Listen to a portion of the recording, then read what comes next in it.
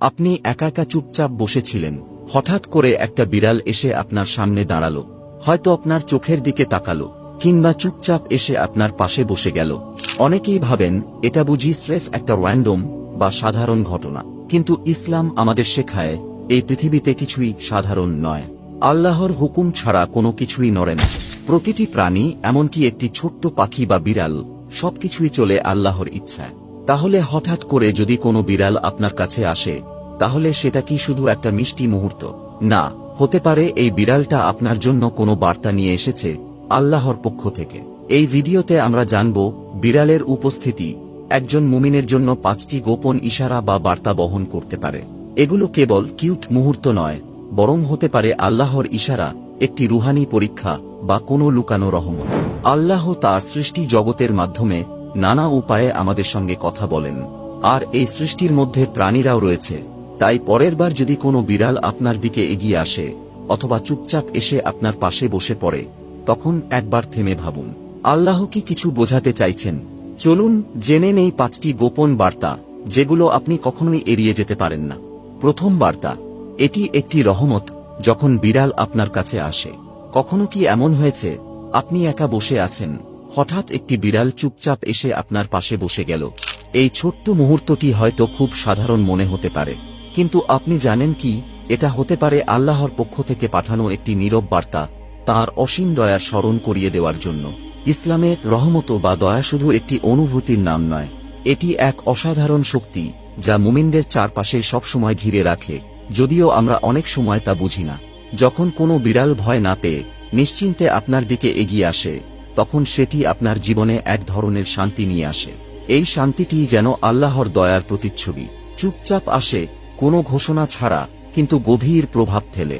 বিড়াল হচ্ছে সবচেয়ে পরিষ্কার প্রাণীগুলোর একটি। প্রিয় নবী হযরত মুহাম্মদ সাল্লাল্লাহু আলাইহি ওয়াসাল্লাম তাঁর ঘরে বিড়াল রাখতেন, এবং তিনি বিড়ালদের প্রতি অত্যন্ত দয়ালু ছিলেন। একদিন আবু হুরাইরা রাদিয়াল্লাহু আনহু একটি তৃষ্ণার্ত বিড়ালকে দেখেছিলেন। বিড়ালটি খুব তৃষ্ণার্ত ছিল এবং পানি খুঁজছিল। এটা দেখে তিনি একটি পাত্রে পানি নিয়ে বিড়ালটিকে পানি দেন।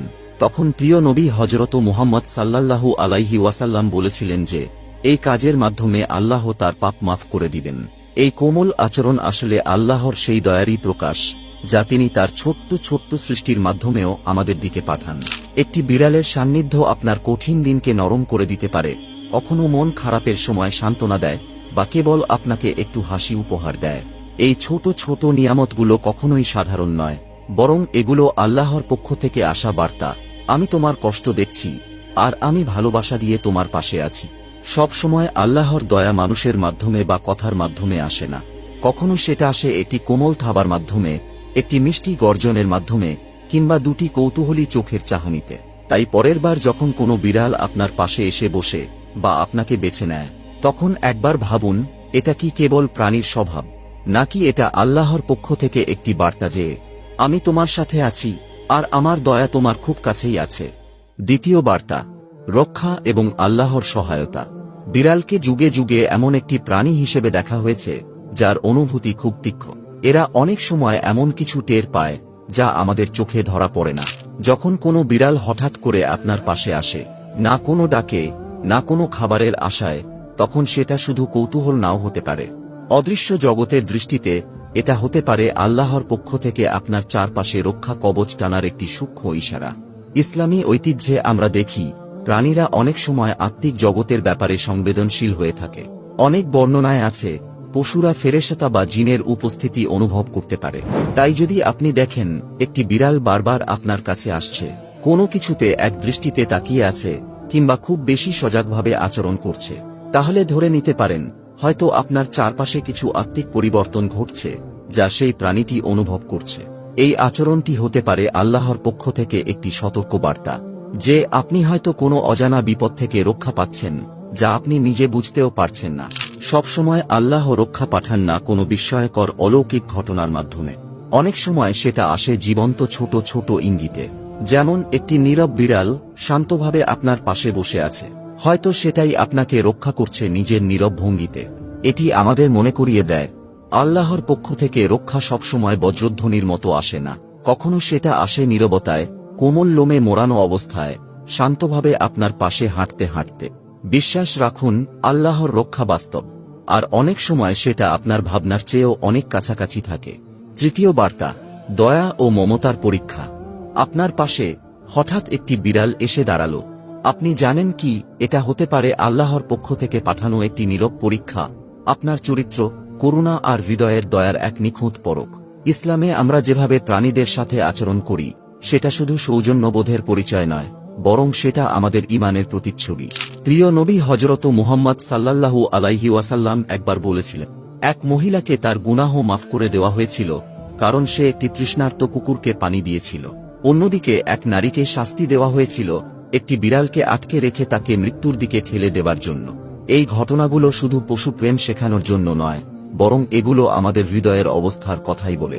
যখন কোনো বিড়াল আপনার দিকে এগিয়ে আসে, বিশেষ করে যদি তা ক্ষুধার্ত, অসুস্থ বা সাহায্য প্রার্থী হয়, তখন বুঝে নিন আল্লাহ আপনাকে একটি সুযোগ দিচ্ছেন। আপনি কি করবেন তখন? উপেক্ষা করবেন, নাকি মুখ ফিরিয়ে নেবেন, নাকি থেমে দাঁড়াবেন, তার উপস্থিতিকে স্বীকৃতি দেবেন এবং তার প্রতি মমতা দেখাবেন? এই মুহূর্তটাই আসলে আপনার আত্মার পরিমাপের সময়।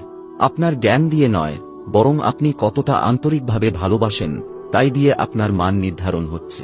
এই ছোট, সাধারণ মনে হওয়া মুহূর্তগুলো অনেক সময় আল্লাহর পক্ষ থেকে গোপনে পরীক্ষা হয়।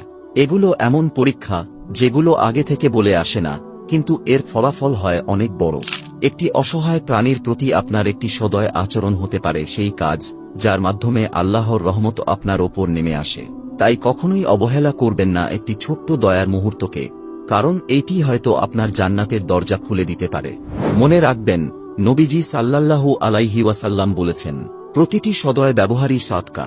একটি বিড়ালকে খাবার দেওয়া, একটু আদর করা বা তাকে কষ্ট থেকে বাঁচানো, এই ছোট্ট কাজগুলোই আপনার আমলনামায় বড় হয়ে লেখা হতে পারে। তাই পরের বার যখন কোনো বিড়াল আপনার সাহায্য চেয়ে মায়াভরে তাকাবে, মনে করবেন এটি শুধু একটি প্রাণী নয়, এটি আল্লাহ পাঠানো আপনার ঈমানের একটি পরীক্ষা। আর এই পরীক্ষায় পাশ করার পুরস্কার হয়তো আপনাকে দেওয়া হবে দুনিয়াতে এবং আখিরাতে। চতুর্থ বার্তা, বরকতের উপস্থিতি। আপনার বাড়িতে কিংবা আপনার আশপাশে যদি কোনো বিড়াল থাকে, তাহলে সেটি হতে পারে বরকতের একটি নিঃশব্দ আলামত।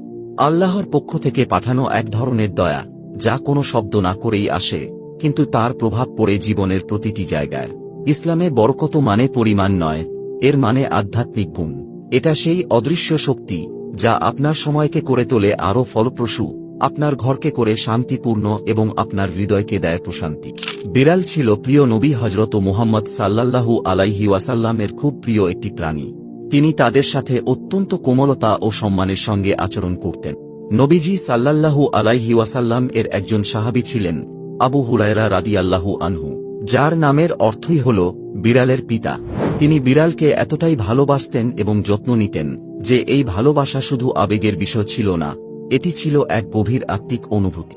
তার এই দয়া ও মমতা পরিণত হয়েছিল একটি আধ্যাত্মিক উত্তরাধিকারে, যা তার মর্যাদা আরও বাড়িয়ে দিয়েছিল। আবু হুরায়রা রাদিয়াল্লাহু আনহু ছিলেন হযরত মুহাম্মদ সাল্লাল্লাহু আলাইহি ওয়াসাল্লাম এর একজন বিখ্যাত সাহাবী, যিনি বহু হাদিস বর্ণনা করেছেন এবং ইসলামের ইতিহাসে গুরুত্বপূর্ণ অবদান রেখেছেন। এই একই আত্মা আপনার মধ্যেও জাগ্রত হতে পারে। যখন একটি বিড়াল আপনার পাশে শান্তিতে বসে, তখন সেটি যেন এক নীরব বার্তা, আপনার পরিবেশে দয়া, শান্তি আর বরকতের ছোঁয়া আছে। একটি বিড়াল যদি আপনার পাশে এসে নিশ্চিন্তে বসে, তাহলে ধরে নিতে পারেন আপনার ঘরে হয়তো এক উষ্ণতা, নিরাপত্তা আর এমনকি ফেরেশতাদের অদৃশ্য উপস্থিতিও রয়েছে। এটি আল্লাহর পক্ষ থেকে এক কোমল ইঙ্গিত যে আপনার জায়গাটি তাঁর দয়ার ছায়ায় আছে। বরকত সবসময় ঢাকঢোল পিটিয়ে আসে না, অনেক সময় সেটা নিঃশব্দে এসে পাশে গুটিসুটি মেরে বসে পড়ে আর গুজন দেয়। তাই পরের বার যখন একটি বিড়াল আপনার জীবনে আসবে, তাকে শুধু একটি পোষা প্রাণী হিসাবে দেখবেন না, দেখুন একটি বরকত হিসাবে, যে আপনার স্পেসকে করছে পবিত্র আর প্রশান্তিপূর্ণ। মনে রাখবেন, নবীজি সাল্লাল্লাহু আলাইহি ওয়াসাল্লামের সুন্নাহ অনুসরণ করে একটি বিড়ালকে ভালোবাসা ও যত্ন করা, এটি হতে পারে আপনার জীবনে বরকত বৃদ্ধির একটি সহজ উপায়। আর কে জানে, হয়তো এই ছোট্ট প্রাণীটি আপনার জন্য নিয়ে আসছে আল্লাহর রহমত। পঞ্চম বার্তা, একটি থেমে যাওয়া মুহূর্ত। আল্লাহর প্রতি মনোযোগ ফেরানোর ডাক। এই ব্যস্ত জীবনে আমরা অনেক সময় দৌড়ে চলি, থামার ফুরসত ছাড়াই। মন হয়তো অন্য কোথাও, হৃদয় হয়তো আল্লাহর স্মরণ থেকে দূরে। কিন্তু আল্লাহ মাঝে মাঝে আমাদের জীবনে ছোট ছোট সংকেত পাঠান, যা আমাদের গতি কমায় আর আলতো করে ফিরিয়ে আনে। জিকির